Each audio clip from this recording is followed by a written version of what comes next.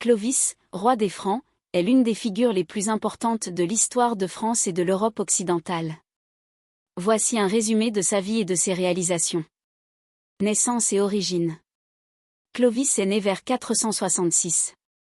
Il appartient à la dynastie des Mérovingiens, une famille royale franque.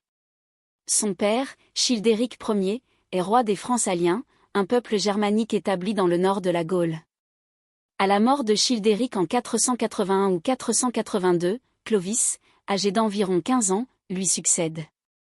Unification des Francs. Clovis est connu pour avoir unifié plusieurs tribus franques et étendu son territoire. En 486, il remporte une victoire décisive à Soissons contre Syagrius, le dernier représentant de l'autorité romaine en Gaule. Cette victoire marque la fin de la domination romaine et le début de l'extension du royaume franc. Conversion au christianisme.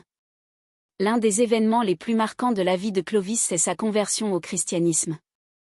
Marié à Clotilde, une princesse burgonde chrétienne, il est influencé par sa foi.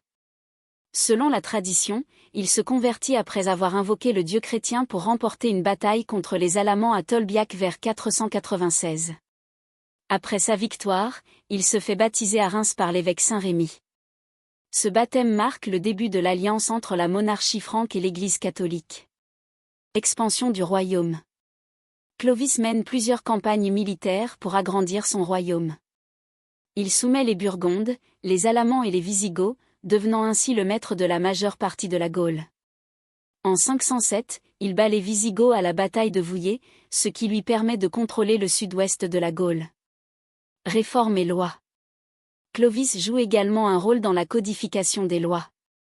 Il met en place le code de loi appelé la loi salique, un texte qui régit les Francs saliens. Il établit également un système d'administration pour son royaume, posant les bases de l'État médiéval. Mort et héritage. Clovis meurt en 511 à Paris. Après sa mort, son royaume est partagé entre ses fils, selon la tradition franque.